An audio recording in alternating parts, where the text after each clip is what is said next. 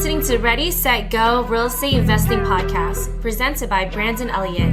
This show will be going over all aspects of real estate investing and is intended to educate, motivate, and prepare you to take action on your first or next real estate investment. For more information, please visit BrandonElliottInvestments.com. Thank you for listening and enjoy.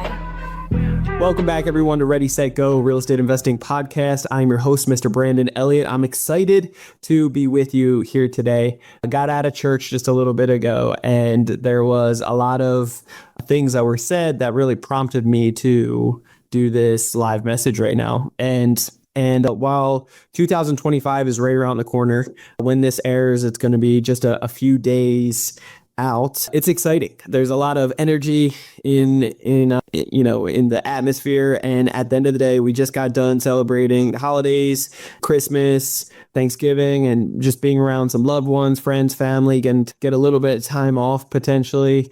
And from working your butt off this year, like, we've all earned it, and we've got to a place that there was crazy elections going on. There was crazy, the economy and all these, the wars and everything else going on right now. There's a lot to just sit back in gratitude and be grateful for, but acknowledging that, if your personality type is similar to mine, I've acknowledged that I'm more pessimistic and negative in the moment, but more optimistic about the future. And so it's important to kind of dial things in, because Jen is more my wife, my better half. She is more optimistic in the present, but doesn't necessarily think too much about the future. She thinks more about the past and dwells on the past. And so it's important to realize, like, how does your brain work? How do you think naturally?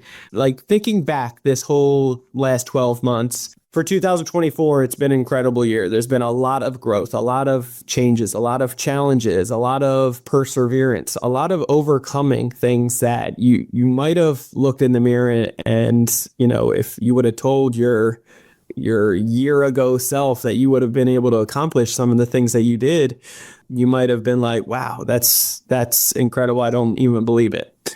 Or you might have been on the other end of that and you're like, hey, what the heck happened? I had these big goals. I had these incredible intentions, and something shifted. Something went wrong. It didn't go as planned. How do you learn from this past 12 months, this last year, and how do you actually start pivoting to not make similar mistakes, or to be able to just learn from what you've already gone through, what you've already been there and done, and actually set yourself up for the most incredible, life-changing experience for 2025, the best year yet coming up for yourself? Because I think there's a lot to be optimistic for, and without my natural personality of always being optimistic about the future, really, I think there is a lot of incredible changes, but I think there's a lot of, if you want to dwell on negative things, which it is a choice at the end of the day, there's going to be some difficult times too, I bet, coming into 2025, especially when it comes down to the growth that you may desire in your life. And this year there's been growth. Even just the last 6 months, there's been stretching. There's been some of my most challenging times as a business owner in just the last 6 months, if I was being brutally honest with you. And so you'll always get the raw and transparent self of me, by the way. It's in my New Jersey blood DNA. But at the end of the day, it's important to actually look back and realize, I asked for this. I signed up for this. I asked to get to that next level and to beef up our team and to get stronger. And it's like, to get stronger, you have to break down a muscle. You have to stretch a muscle. And so there's not like a coincidence here of why there's some pulling and stretching and uncomfortableness and some soreness, if you will. Like, there is some challenging times that you may be going through just like we are, but for the simple fact that we are determined to overcome this, and I wouldn't want it any other way. If I'm really brutally honest with myself, yeah, it sucks in the moment. It doesn't feel good in that season, but it's exactly what I need to be able to prepare myself for what I desire and what I'm called to do. And so if you can acknowledge that and just sit with it for a second, then you can say, okay, God, like, what are you trying to show up and show off to in this season for me right now? And when you ask yourself that, and then you start focusing on more of the gratitude, the appreciation, the simple fact that what you've been through this year has been incredible. And you got to count the small little things so that you can appreciate the big things. But at the end of the day, it's imperative that you acknowledge some of the gratitude and the good feelings and like what you've been through and what you've accomplished so that you can realize like, wow, okay. Because a lot of us dwell on all the negative way too long, even just fear related, things that could happen, but realistically, if you're really blunt with yourself or look back, the things that you have a lot of fear over, even just statistically, it states that most of those things aren't going to come to fruition. It's not going to come to pass. So those things that you're fearing over and dwelling over, losing sleep over, fighting over, getting into arguments over, like those things may not even come to pass. And so you're taking up all this mental energy, this negative energy, and like just spinning the wheel here for what? For time to pass and for like this too shall pass. It will be over in a matter of time. And then it's something else. But when we get a win, a celebration, a like something that we've been fighting for and dreaming for and praying for, and once we accomplish that, it's more like a check off the box, especially for guys, I feel like, and possibly women as well. But for guys, we can get into that routine of like, well, it's on the list. It's on the to-do list. I got to check off the box. And I think it's important to spend some more quality time with ourselves so that we can dwell on some of these good things and remember during the seasons and the times that we were stressing out over it or praying into it or freaking out over it and like, begging God to really show up in certain areas, like in certain times like that, when we were really hoping for it and praying for it and working our butts off towards it. Once we hit the end goal, we're just like, cool, check it off. Whew, done. Now I can move on to something else on my list without actually giving the respect that it deserves. I'm like, dude, like I went through some shit to be able to get there. This is an amazing, incredible moment that we should really ponder on for a little bit longer than just like a couple moments of like, whoo, that feels good. And start flipping the script on how we direct our time and attention. Because again, we spend so much on the negative dwelling information. We have anywhere from 60,000 to 80,000 thoughts per day, they say. And a good handful of them, I believe they say it's about 80%, tend to be negative. That's a lot of thoughts, number one. Number two, that's a lot of negativity, my friend. And if you grew up like me in a negative atmosphere like New Jersey, like a lot of stinking thinking in the neighborhood, it's very common that, you are the average of the 5 people you spend the most time with. And if you're spending a lot of time with just yourself in your negative ass mindset, brain, and just you're all in your head, it's like, yeah, there's a lot of negativity going on that's not serving you. So let's start actually just being aware of it, like mindfulness of being aware of what the heck's going on, number one. And then number two, how do we actually, once we acknowledge what's going on, how do we actually try to do our best to flip that script? And so I wanted to share a couple points here for stepping into the most incredible year of your life in 2025, but being with intention. Because, there's people even in our life, they've been praying for change. They've been wanting change. They've been stating verbally that they desire this change so freaking bad, but then their actions show differently. And if that resonates, then I'm speaking to you. And if it doesn't resonate, then that's okay too. Maybe you know somebody, okay? But long story short here, it's like we've had people that have been praying. Let me just give an example. We've had people praying, good friends of ours, praying for like a significant other to be able, I'm trying to not to give too much away here. a woman, a good friend of ours, childhood friend, she ends up, trying to pray for a man, a good man, and not just finding all these guys on Tinder and all this other nonsense, but actually find like a good man, a Christian man, and so forth, and somebody that can lead her and guide her and make sure that they're aligned and growing together instead of all these bad relationships that she's been in the past. And we're all for it. We're praying with her. We're declaring it. We're hoping that is going to come to fruition.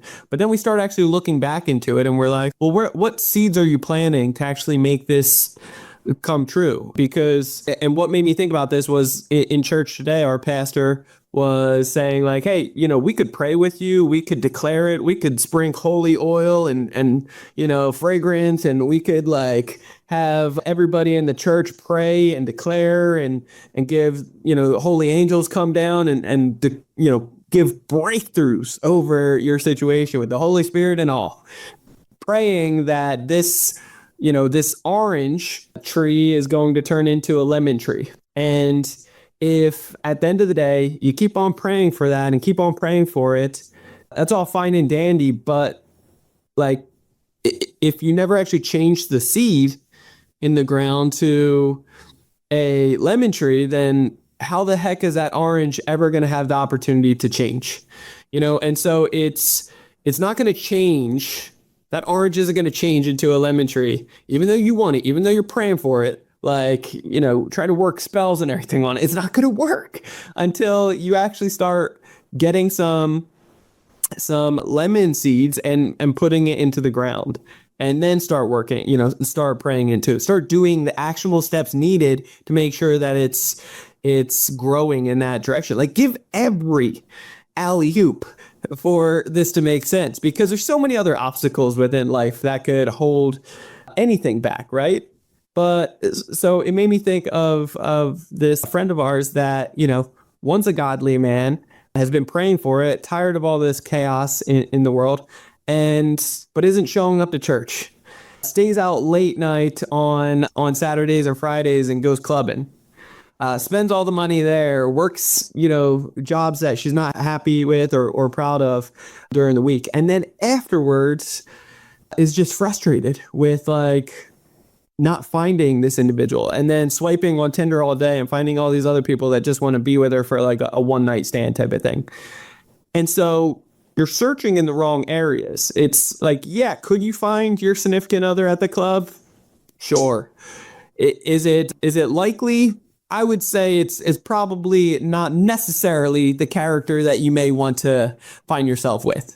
Just potentially, like, would you find them possibly more if you're looking for a godly man, you probably should look in godly areas. You know what I'm saying? Like maybe a church. So I'm just saying for examples, and I know this is a broad, generic type of example, but you could use this for anything. Like if you are looking to grow and scale your business, like, are you getting mentorship? Are you putting yourself in atmospheres where there's other people with successful businesses, even just a level or two above you? You don't need to be, talking with Elon Musk or Warren Buffett. Like, you can sit with somebody that's just making a couple 100,000 if you're making less than 100,000. You know what I'm saying? It's like you could just focus on people that are just a couple steps ahead of you that could really help by success leaving clues. Success isn't always taught. Sometimes it's just caught, being in that atmosphere. And so, like I said, you are the average of the 5 people you spend the most time with. And so if you're hanging out all of a sudden with 5 millionaires on a regular basis, there's no coincidence why there's good chances over time you'll become that next. You'll become that 6. And so it's very important that you don't like take this lightly, but actually start, like, if you're praying for it, desiring it, wanting it, understand that it's going to take some action on your end too to be able to give God the alley-oop so he can slam dunk it and really make sure that all the other negative things are being held back while you persevere through any obstacles, because it's a two-way street, and like you definitely got to meet anybody halfway. And so when you're investing, even just in like Credit Counsel Elite, for example, we don't have a do it for you service. But what we do have is actionable items and a proven system, a proven strategy that totally works. It does. How do we know that? Because we've had way too many people succeed at it. Have we had people not succeed at it? Of course. And it comes down to a two-way street. There's some kind of miscommunication that takes place in that. And it could definitely be us. It could be. Like, it's not always a good fit. But when it comes down to learning, how do you learn? Are you asking questions? Are you showing up? It's not just a course. Like, you got to take action. You got to meet us. You got to ask us questions. You got to reach out. And when you do that and you take action afterwards, and we guide you, we hold you accountable, we hold your hand through the process, we connect you with resources, like, you can get incredible results. And we've seen it way too many times. We just have. And so we know wholeheartedly and boldly, like, it does work, but it only works if you work it. And if you actually implement these things. And that's the same exact story. It's the same exact results in everything that you do. Like, you can't outsource your push-ups. We live in a society right now that everybody wants, like, the easy, quick pill, the magic pill, like, get Botox, it'll make you look better or whatever. I see guys doing it now on social media that are literally saying for health benefits. It's like, what health benefit? Who sold you this BS dream? Who sold you? And I don't know. I haven't done enough research, but I'm not doing it anytime soon. You know what I'm saying? It's like God designed me exactly how I'm supposed to be. And the same exact thing with you. You are perfect in God's images. And so I think it's important to realize, like, hey, if you want something in life, do you really want it? Because I thought I wanted growth and scaling and building this huge mega business. And I still acknowledge that I do. But in this season, the last 6 months, it's like, yikes, I didn't realize that's what I'm signing up for. You know, it was a stretch. It's still a stretch, but it's a good feeling because I still have faith. I still have the plan. We're adapting, we're changing on a pivot. I could never, ever work for somebody else. I just couldn't. I'm thinking to myself right now of like, man, worst case scenario, always like pessimistic in the moment. Worst case scenario, what the hell am I going to do? Okay, what am I going to do? I could never work for somebody else. I just couldn't. And if you are tired of working for somebody else right now, it's not always like as bad as you want, or it sounds cool to be an entrepreneur. Trust me, it's not all sunshine and rainbows. Not everybody's meant for that. Sometimes you're just meant and like prosper in a good position underneath somebody and helping towards their goals and dreams. And you just crush it at it. You help them excel and exceed and you know, above and abundantly, and it blesses you as well. And that's totally okay. So just acknowledging, where are you happy? Or if you're not happy right now at your day job or your night job or any job or whatever you're doing, if you're not happy with what you've done the last 12 months and you acknowledge like enough is enough, then what are you declaring that's going to change for 2025? And what do those steps look like? And are you truly prepared for it? Because talk is cheap. It's easy to say like, oh yeah, I want those things. I want that. I want that good person in my life. But are you willing to do what it takes? Are you willing to work the long extra hours? Are you willing to sacrifice holidays? Like we were working on Christmas and we took half day to just celebrate as well. But it's like, we already celebrated Christmas a few days before on a Sunday with our friends and family. But on Christmas, it was in the middle of the week and we just wanted to have that competitive edge. And we are, you know, as a business owner, you always have something to do. You always feel like you're behind. And so giving yourself some grace of like, hey, we're always going to have something to do. And that's okay. We will get things done when we get things done. We're going to put fires out as we go. And the whole goal is get to a position and a place where you can elevate and delegate. When you are underwater and you're like kind of drowning a little bit, like sometimes you just need to work your butt off to keep paddling and keep yourself afloat. And then once you start getting, you know, the floaties up and you guys are cruising, then it's like, okay, now my head's above water and I can start talking and let me start seeing who else wants to be recruited and work for this and be a part of this team and understand the vision, understand what we're doing. And at that point, then maybe it's a good season for you to start systemizing and elevating and delegating so that you can be able to get to a point where the boat is still going and you don't need to be desperately swimming. You could be sleeping and everything's good, you know? And so I just encourage folks, like, figure out what was 2024 like for you. Was it good? Was it bad? Was it indifferent? Are you to a point now, finally, you're like, hey, enough is enough. I'm ready. I'm ready to take 2025 to the next level. I got some big ass goals. I'm tired of having opportunities pass me by. I'm tired of not being prepared and positioned for it.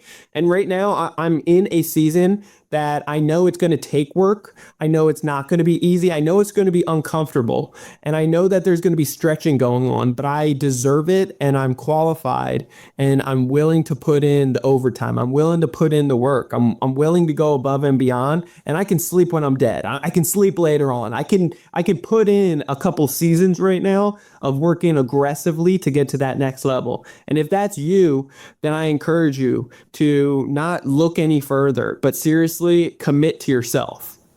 Okay? You got to commit to yourself. You got to put consequences behind it as well. And not just to yourself, but you got to direct it to the world. You got to post it on social media. You got to verbally tell it to your family, to your friends. You got to go live, talk about it. Like, tell people clearly what your intentions are, what you're going to be doing, and ask for like true accountability and have rewards and consequences attached to it. If you knock this out, you're going to get an incredible reward that you naturally wouldn't give to yourself, but you're going to spoil yourself once you hit these goals because, you know, it's going to make you feel good. It's going to be a great reward. You naturally wouldn't, do those things because it's, you didn't work hard enough for it, or like it's cost money or time or whatever the thing is, right? But once you work hard for that reward, you deserve it. And same goes on the other side. Some of us just make all these rewards behind hitting the goal versus like some consequences. We should have both. If you get a bonus at the end of doing a job early or on time or, great quality, then you should also have a consequence if it goes the opposite way. Because life happens. That's okay.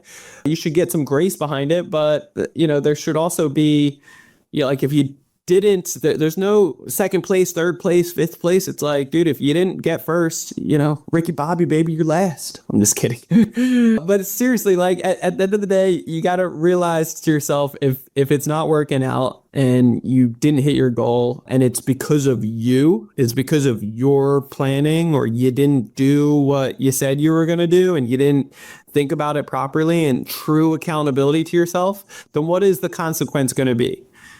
Like a real consequence, not something that you absolutely hate, not like donating to a charity that makes you feel good internally, but maybe donating to a charity that like you absolutely hate, that you don't believe in, that like, you're totally against, like something that just like irks the hell out of you, like something like that, or like, and it doesn't necessarily need to be, it's something that's going to be a strong pain point.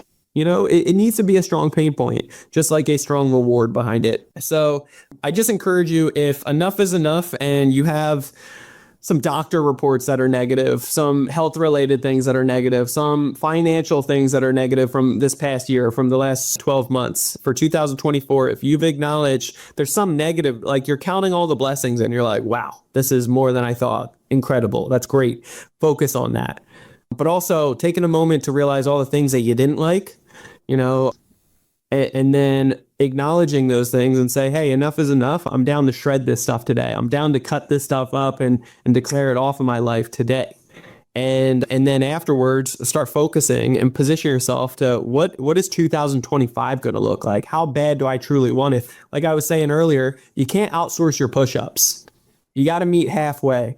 You got to actually, there's no magic pill here. You're going to have to actually put in the reps. You're going to have to put in the work. But yeah, if you set yourself up for success, like abs are made in the kitchen, right? So like if you're eating well, if you get a nutritionist, if you get DNA tests done to know what your body does well with and what doesn't, like blood tests done, if you are getting a trainer, if you're getting commitment to a certain amount of steps per day, certain amount of water per day. If you hold yourself accountable to these standards and are doing it, then you'll see the results. And it's just a matter of time. And as long as you don't give up and you just take it one day at a time, then you're going to succeed. And so there's excitement behind that. There's gratefulness behind it because there's a proven practice, a proven strategy, a proven system that truly does work. But it comes down to, like, are you going to actually put in those hours, those steps, those commitments, even on the worst days, even on the worst days that it seems nearly impossible, when you're traveling, when you're in a plane for too long, when you have kids, when you have, friends and family members or kids that are sick and you got to attend to other people. Like, are you willing to sacrifice everything else to be able to put yourself first? Because think of it like this, the old saying of, God, I know I do so many analogies. Like when you're on a plane and they always say in an emergency landing, you got to put on your mask first. You have to put on your mask first before putting it on your kids, on your loved ones, on any dependents that you have near you or next to you. Why? Because you're no good to anybody if you're not first, like, solidified and, in good spirit and shape yourself. Right? Like if you're not locked in and saved first with your mask on first, then as you're struggling with somebody else, in a matter of moments, you could be passing out too, making it more difficult for them because now you're falling over on them. Like, you understand where this goes? There's truth behind all this. And it's important to realize if you are starting to prepare yourself for the most incredible 2025 yet, you're going to have to make surreal declarations in your life of what you want to see change-wise, as well as creating just vision boards. Vision boards we've been a big advocate of for the longest time. And it's because it works. And it's like you start seeing it. You take the intentional time to cut things out or write things down and really envision what 2025 is going to look like. And then so you start putting it on, your wall or your board, and you start manifesting these things. You start looking at it before you go to sleep. You start writing things down. Money comes easily, frequently, and abundantly. You say that, multiple times before bed. When you wake up in the middle of the day, you write this stuff down a dozen times. Like, this stuff helps. It does. It does. And it starts getting rid of that stinking thinking mindset and starts preparing and rewiring for breaking off generational curses and to be able to start stepping into a new space where it's really going to serve you. So I encourage vision boards. I encourage you to write out your goals. And speaking of goals, like they always say, like the 4 pillars of life, of a good life. What does that look like? They always talk about health, wealth, relationships, and spirituality. And it's like all of these are very important. All of them are extremely important. And so you got to figure out to yourself, like to have that good, balanced life, how do you dedicate the proper amount of time for each one of these categories? And how do you really succeed with it on a regular routine? Over the years, we've tried figuring out that balanced life. What the hell is a balanced life? How do you do it? And what we've realized is I don't necessarily believe in a balanced life. I don't know if it's necessarily possible. I think you have to put on the hat what is struggling at the certain time or where needs attention. And yeah, at your best moments, if you can do a little bit of everything, then that's a great season to be in. But there's going to be other certain seasons that are going to be struggling, and it's going to be difficult. It's going to be hard work, and certain areas might be failing out of those pillars, and you're going to have to jump into it and sacrifice some of the other areas. And when you do that, then what? Then, you know what I'm saying? It's like, then all the other areas start falling apart. Then you have to jump back over there and handle some of those. And that's just my personal 2 cents on it. Like, you could see your life different, and it could work and be a complete blessing by having that balanced life. For me personally, I've struggled with it, and I've tried. I've wanted to see that balanced life, and maybe over time I'll prove myself wrong by implementing these things and being addicted and dedicated to having that balanced life. But I truly believe if you may be going through struggles with that, it may not be possible. It may not be out there, or it may not be the season for you right now. You may just need to actually put on a certain hat that's going to really serve you and figure out which one is more important to you. But understand this, like in longevity, if you don't focus on health now and you're focusing on just wealth, then you're chasing the wrong thing, because in the long run behind it, money will always come and go. But when you're 50, 60, 70 years old, 80 years old, and your body's falling apart because you treated it wrong, or you weren't getting the stretching in, the exercise, the eating healthy and wise, you weren't taking care of yourself, then, you worked yourself into a slumber, and then you're on your deathbed. Like, you're going to be wishing and praying that you did things differently and you weren't focused on the money. You were focusing on more on the time and with your loved ones and taking care of your body so you could get more of that time. So I do encourage to focus on these 4 pillars to have your quote unquote good life, and identify that health, wealth, and relationships and spirituality, it is important. And figuring out what is important to you most, as well as breaking down some goals, adding it to your vision board, and just being extremely crystal clear on exactly what your wants and desires are. But you don't just want to pray for it. You actually want to show up. You want to participate. You want to take massive action on it and be addicted to these goals, because what it could do for you in the next 12 months can be just life-changing in so many ways. And so if this resonates with you, what I can tell you is this: growing up in New Jersey, broke, busted, disgusted, like Brandon Elliott, met my father when I was 18 years old in court so he could stop paying child support. Grew up with manic depressive bipolar mom that was diagnosed that for a long time. She couldn't work.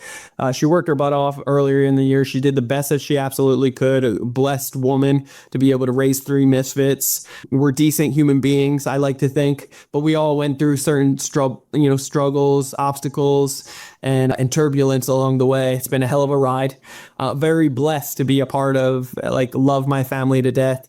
And I think we all desire a very strong, united family, no matter how small we are or how broken at times, or generational curses that we've been up against the wall fighting against. What I can tell you is that I desired to not be broke any longer at a very young age. I desired, I wanted quads, dirt bikes. I wanted to have games and be able to have half pipes I wanted to, join certain sports teams or the band and play drums or guitar or play football, but we couldn't afford all things. We grew up on Section 8. We had food stamps, powdered milk, for God's sakes. It's disgusting.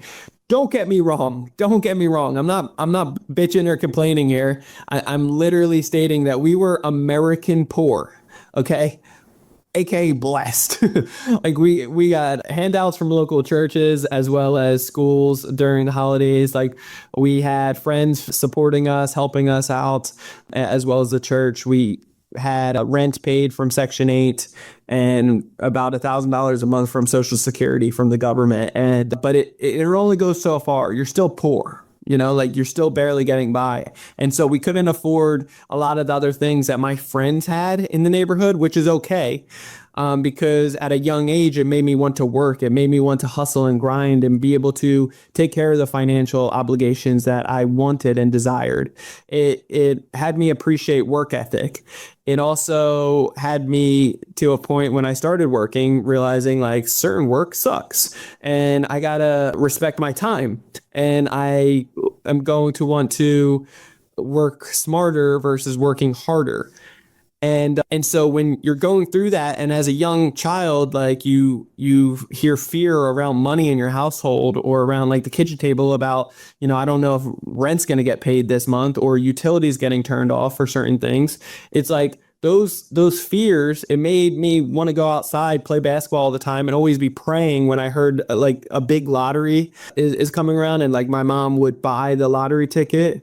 We would have some hope. I would okay, cool. Well, if we have that, then it's keep on praying that we hit the lottery. Everything's going to be changed. And then I actually started dating a girl in my area that her family, for better or worse, was labeled rich, if you will. They had their own business, had multiple businesses, growing, scaling. They had good amount of money. I had a bunch of employees, family business, and doing well. And I saw a lot of brokenness in their family as well, a lot. And sometimes even in many cases, sometimes more. Ours was really around money in our home. and some other brokenness for sure. But it was like, it just felt like it was just money. And there's drugs related, other things like that. But it was like money, I felt. In this home, there's so many other things. There's so many other things. Sometimes, like Biggie says, right? It's like more money, more problems. And so there's truth behind it, like there's more responsibility. There's more consequences. There's more things that start popping up. And it just makes it a little difficult. So at the end of the day, I wanted something so bad, I was willing to do anything for it. And at the end of the day, I just worked my butt off. I got my first job at 12. I was looking at age 9 though, and doing like picking weeds, cutting grass, certain little things like that. But got my first job at age 12 working in restaurants, and eventually a couple of years later, like working 2 restaurant jobs, 80, 90 hours a week in some cases, and saving up as much as I could. In addition, I fell in love with marijuana because it made me laugh. It had some older girls, so that took me down a wrong path because I was broke. I also realized hey, I had to be that person. It was just natural. It was like, hey, I can't afford that, but I want to do it again. So I will get it, and then I'll have you guys pay for it, and I'll just bum for free. And it was just natural. I don't know what the hell that was, but it was an entrepreneur wholesaling in me right from the start.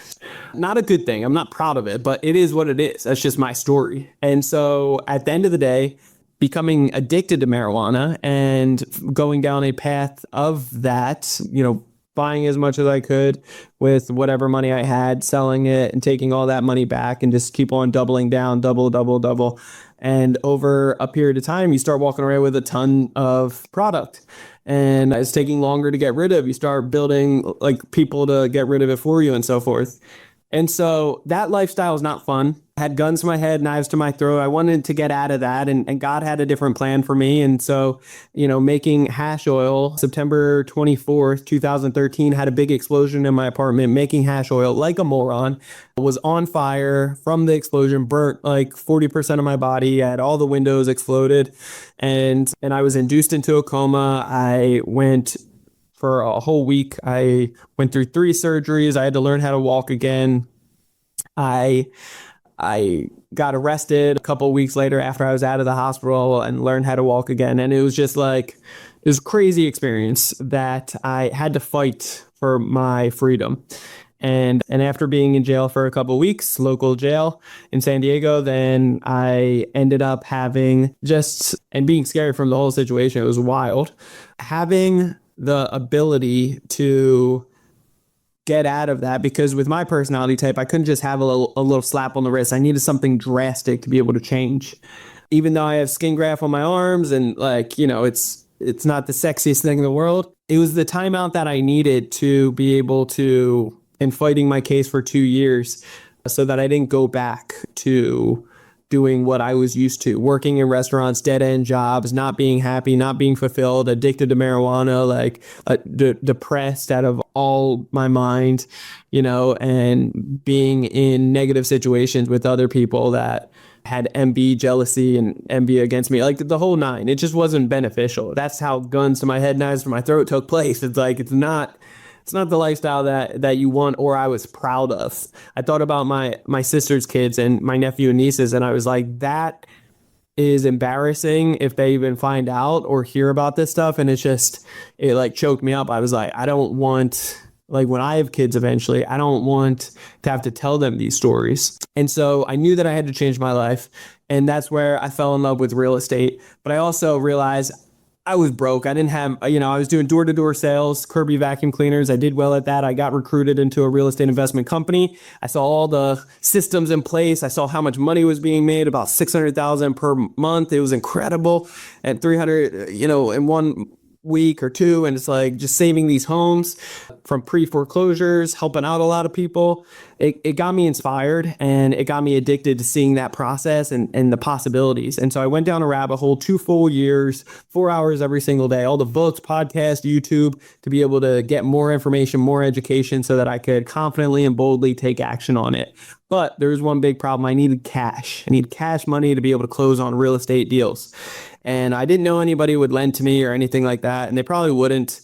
But at the end of the day, I figured out, how do I get credit And because I had a really cheap mindset, how do I get it at 0%? So I figured out how to get this, how to get a massive amount of credits and getting up to $500,000 with interest rates as low as 0% and something that can actually have the potential to be repeated per person every 6 months. With cleaning up your credit, making sure you don't have any hard inquiries on there as you go, and like being able to liquidate cards into cash and be able to take down more territory. That's exactly what I became addicted to. I learned when there's a will, there's a way. I've always had that philosophy. I have it on my mug here, my Credit Counsel Elite Yeti. And I just realized, like, at the end of the day, when there's a will, there's a way. I was willing to fail. I was willing to put all on the line to actually just give it a shot, just to give it an attempt. And I was willing to do it for a while. I told myself, like, even if I fail at this, it's got to be better than what I've been through. It's got to be better than what's going on. It's got to be able to give me some kind of fulfillment or something. At least I won't have to look over my shoulder anymore. At least I can say, well, at least I did it. So the worst case scenario really wasn't that bad to me. And I was willing to lose and just get in because I stayed on the sidelines wanting to do this for 2 years, 4 hours every single day while working 2 restaurant jobs full time. Enough was enough. I was like, I'm ready. And so I found out how to get massive amounts of credit, several $100,000, very affordable interest rates, aka 0%, not a bad gig, how to get protection with cards, how to actually liquidate cards into cash, how to get business credit, personal credit, how to fix credit, how the banks and lenders are judging you. We have a list of over 45 different metrics at Credit Counsel Elite. We show you 45 different metrics on how these banks and lenders are judging you so you know how to play the game. See, this is how the game works, ladies and gentlemen. See, the people, we give all of our money to the banks. That's where you have your money right now. You don't have it underneath your mattress. You have it in the banks right now. And how much percentage are they giving you back? I mean, you're lending them all this money. They're giving you 0.00 nothing percent back, basically. They're giving you next to nothing. Every $1 million you're putting in there, they're giving you about $1 or $2 back. It's absolutely nothing. It's pathetic. And with that being said, afterwards, they're lending it out how many times over? It's actually 9 times over. They're lending out the money that you gave them at 0%. You and me gave our money to them 0% interest. So they're paying nothing back. And then they lend it back to us 9 times over for personal loans, auto loans, mortgages, business loans, cars, credit cards, like you name it. Student loans, that they are lending it back to us 9 times over.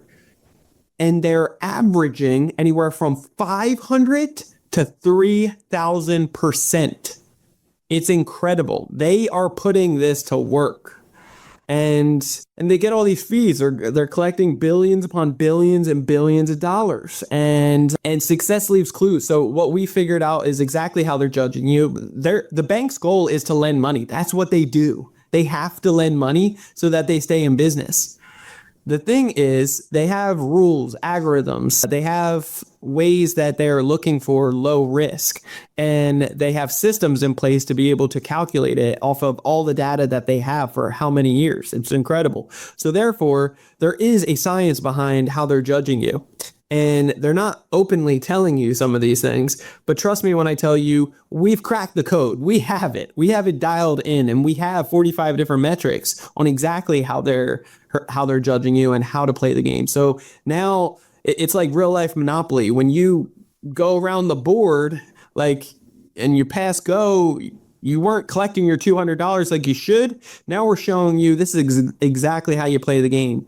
There's rules to it, and you got to understand it before you start asking banks so that you're not walking in with frustration. Instead, you're getting a 90% approval odds with the best interest, the best terms, the best conditions, and you're getting the highest limits possible. And that's exactly what we do at Credit Counsel Elite. We're teaching business owners or people that are looking to start a business or people that are in their 9-to-5 that desperately want to get out of it and start diversifying, growing and scaling and getting the capital that they need to be able to succeed.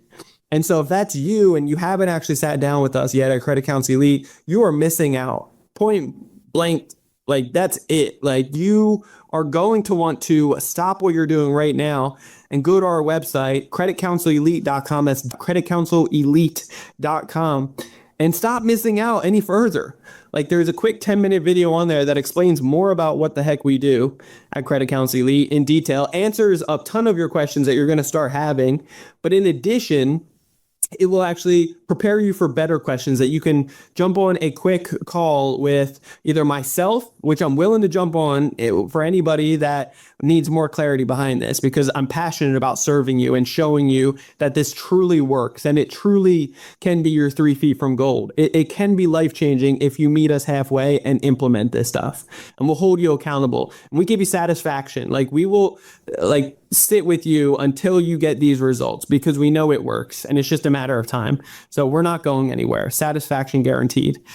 And at the end of the day, this stuff can be incredibly life-changing for you if you implement it. And so if you haven't actually understood this or taken a look at what the heck we do, I encourage you to do that. Sit down with either me afterwards, DM us, but you'll be able to book a call with one of our assessment coaches that have been trained up by me to understand the process, that have gone through the process, that understand exactly how to best serve you and get this full intention so that you can get massive amounts of funding. We call it a mass apply when you apply for anywhere from 10 to 40 plus applications from banks within a 30 to 45 day time frame, getting a 90% approval odds, the highest limits, even free cash from sign-up bonuses. It can be incredible. Anywhere from $5,000 to $17,000 plus in new funding, like new capital, new free cash in points converted into cash, or even used for travel hacking. We show you all of this at Credit Counsel Elite. And so this is how I've been able to get to over $14 million in real estate assets. Just bought a real estate property the other day that I signed for just 2 nights ago that will be closing. It will be recorded and closed on the day this actually goes live. So that's cool. But trust me when I tell you, there's opportunities out there. And if you're tired of missing out on them, this is your opportunity. This is the next one that you do not want to miss out on. Seriously. You have nothing to lose, so much to gain. I encourage you to treat yourself to having the most incredible 2025 of your life. Seriously.